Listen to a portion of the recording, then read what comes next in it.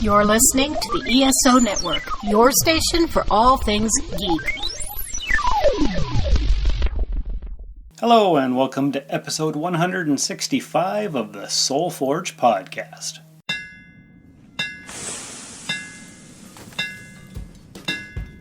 Welcome to the Soul Forge, a place of silent mystery, quiet contemplation, and outright mayhem.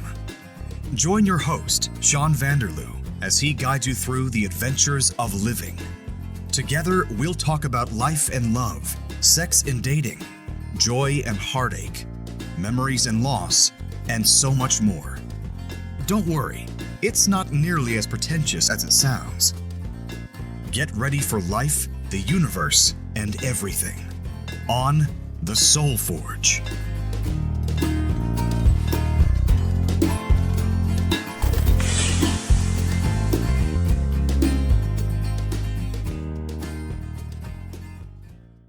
Hey everybody, we've got a special treat for you on this week's episode of the Soul Forge podcast.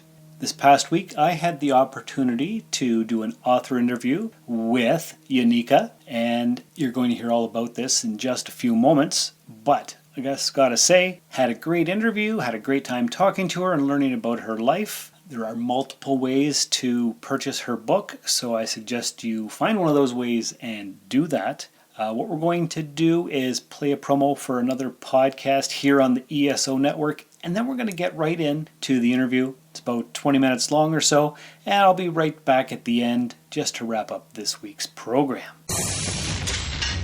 The Hitchhiker's Guide to Podcasting has this to say about the weekly Earth Station 1 podcast. Mildly entertaining, not nearly as exciting as the popping of bubble wrap, but slightly better than listening to Vogon poetry. Be mildly entertained by Mike and Mike as they tackle an assortment of geeky topics each week. Check out the Earth Station 1 podcast and let your inner geek out to play.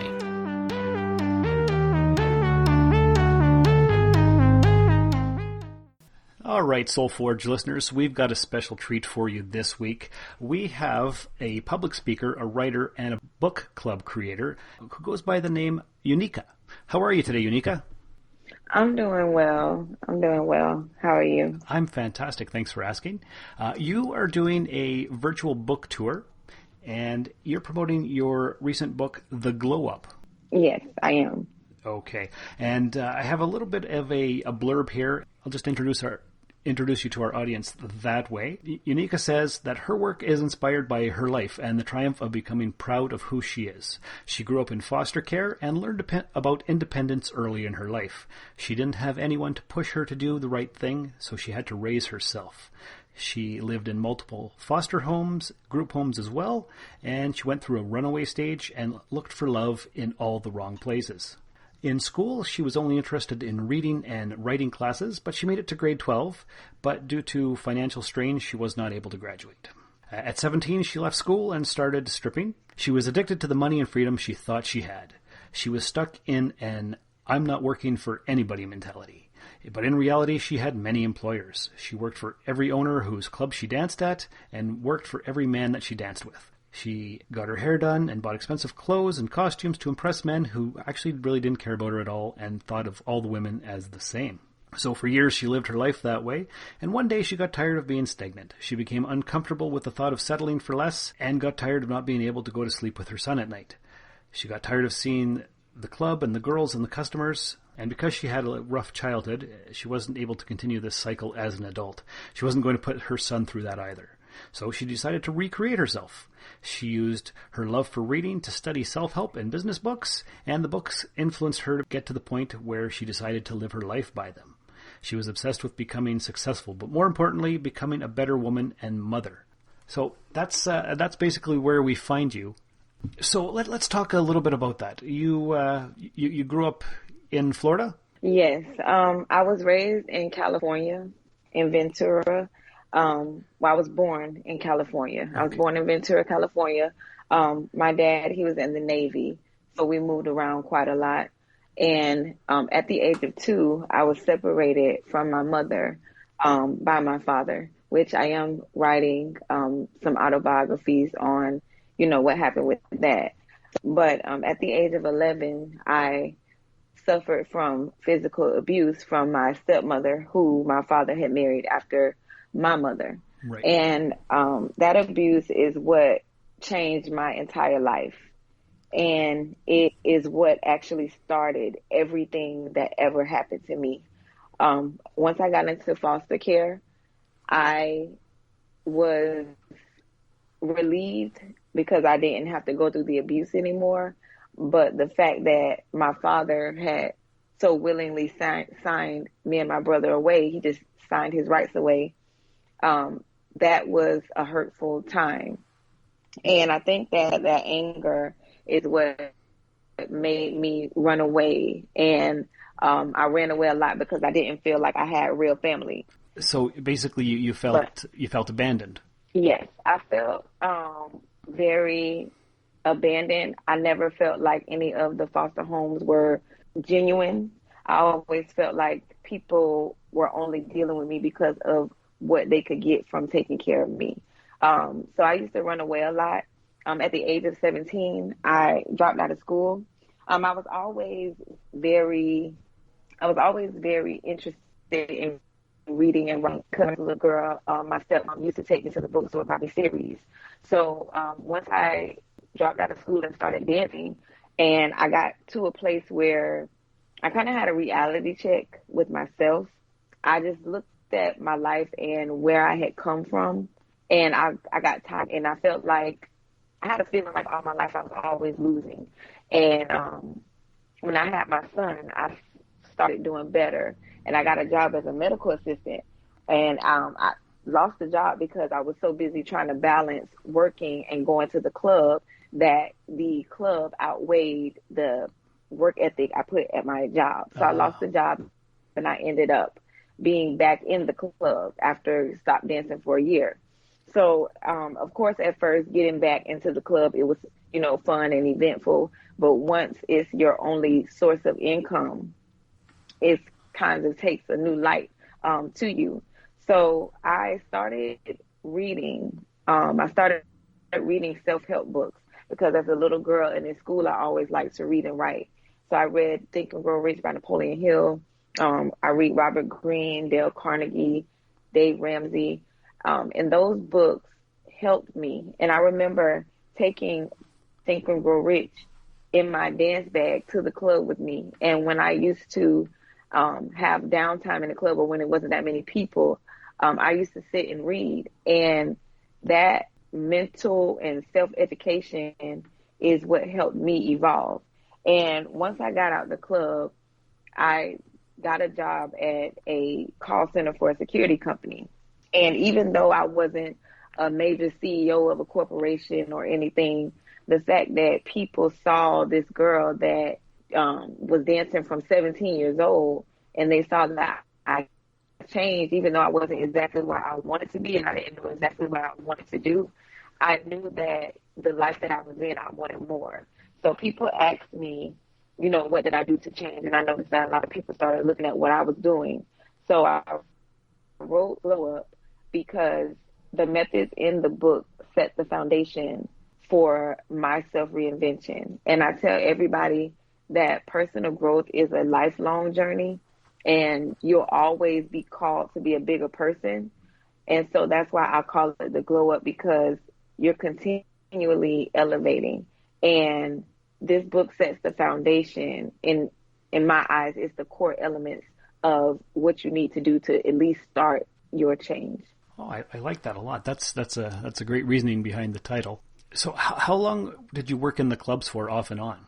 Well, I only took a year off when I had my son. Okay. So I took my pregnancy off, and then my son was about 8 or 9 months when I started back. And so I really danced for basically 8 years, but I took that brief, like a year and a half off. Right. From the club.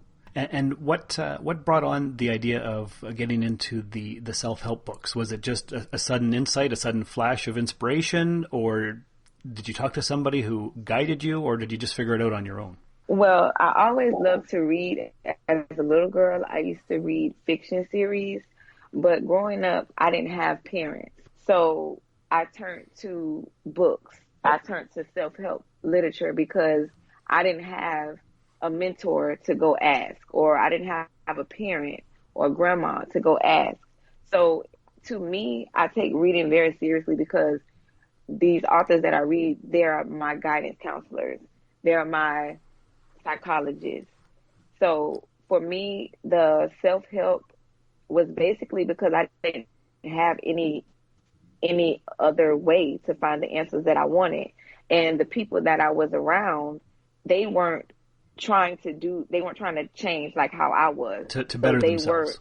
Yeah. So I wouldn't go to them to ask them. So I remember, I always admired Oprah and always studied when I really wanted to change. I started really studying, influential people that are philanthropists and, that, came up in the beginning. And I remember seeing that Oprah read Think and Grow Rich about 5 or 10 times. And that was the first self-help book that I got. And I still read it until this day. And I realized that it's so much that you can learn by self-education. And that's why now I have so many books and I swear by them because I didn't have any guidance growing up, and those books really, really helped me. Okay, and so Think and Grow Rich, I've heard of it. I haven't read it myself. I've recently gotten into some self-help books myself over the last 5 years. So is that, would you say, the major one that influenced you? Yes. Think and Grow Rich and the 48 Laws of Power. Think and Grow Rich, when people read the title, they'll think that it's like all about money. But the book really is about your subconscious mind and how to influence your subconscious mind and how to have positive affirmations. And the 48 Laws of Power, it taught me to have a different demeanor. And it made me think a little deeper. So I would say the two books that really set the tone for, my change is Think and Grow Rich by Napoleon Hill and the 48 Laws of Power by Robert Greene. Okay, that's good. Our listeners will definitely like to know that. Actually, what I wanted to ask you before we got off topic is you and your brother were both in foster care. Did he get to live with you in all the different homes that you were in, or were you separated? No. So me and my little brother, we got in foster care together. And the first home, we were together. And it was some issues with the woman's grandson was bullying my brother. So me and her got into it. So I got kicked out of that home. And that basically started the trail for me of bouncing around from foster home to foster home. He actually stayed at that foster home and got adopted. He didn't stay in foster care, is nowhere near as long as I did. So yeah, we were together at our first home, but after that, I was on my own. And do you still have a relationship with him to this day, or? Yes, I do. Oh, yes. Good. I'm actually growing. I'm growing a stronger relationship with my family because being taken from my mother when I was 2, I didn't ever see her again, and I never saw her or my family ever again. And so May, I was looking on a website and I found my family, my mother's side of the family. And I went out to meet them June for my birthday, me and my son. So as of now, my family, my brother, we are growing tighter because our mother passed away in 2015. So, we'll never get to see what our mom looked like. Right. But we are growing a very close bond with our maternal family, our mother's side of the family. Well, that's fantastic. So everything's actually coming together. Your life is solidifying and everything's where you want it to be? No, I wouldn't say exactly where I want it to be because I don't have, my mother, but I am I'm growing up again. Right. And that's why I made this tour, because I'm entering into a new phase into my life. And even though everything is not all together and everything is not how I would want it to be, I am making the best out of everything. And I think that's what that's why I made this tour, is because, I wanted people to know that you could still glow up and evolve no matter what's going on. So the path is becoming more clear. You're not where you want to be yet, but you're getting closer every day. Yes, definitely. Good. Definitely. Good. And so the Glow Up, this is your first book. Yes, And it was published in March, you said? Yes. It was self-published by me in March. Okay, good. And would you say it's a self-help book or more of an autobiography? Or a little bit of both? It's a self-help book. The introduction is just a view of how I was feeling as a dancer, and it just gives you a little feeling of what made me change.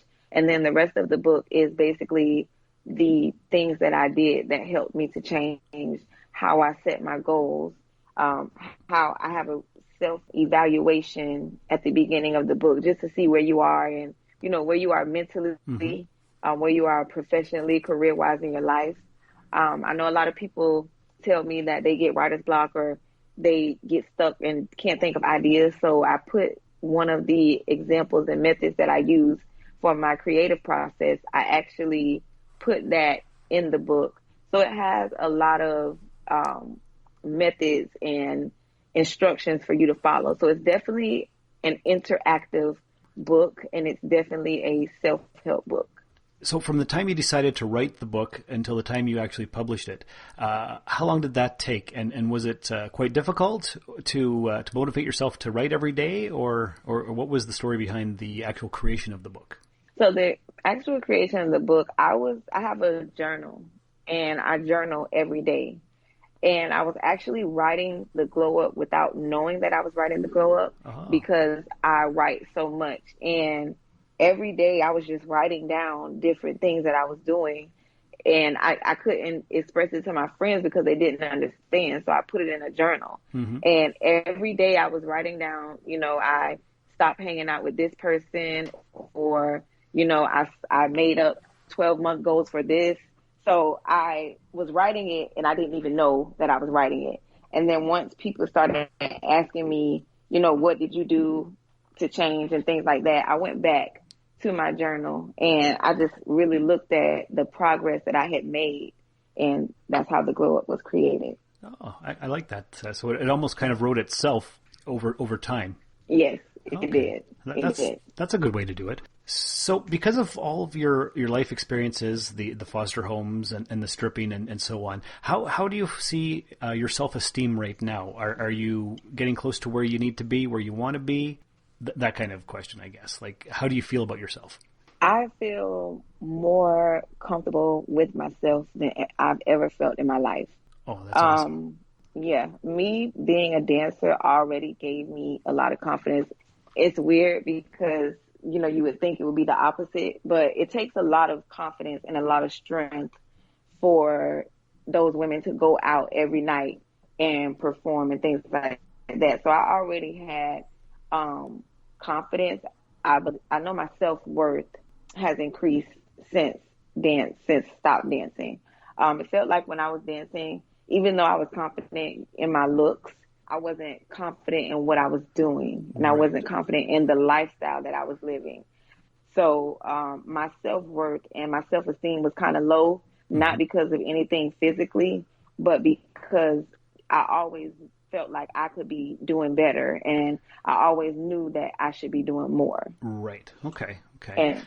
And since finding my family, I used to have a lot of questions about myself as far as my personality or my looks and things like that and the way that I act.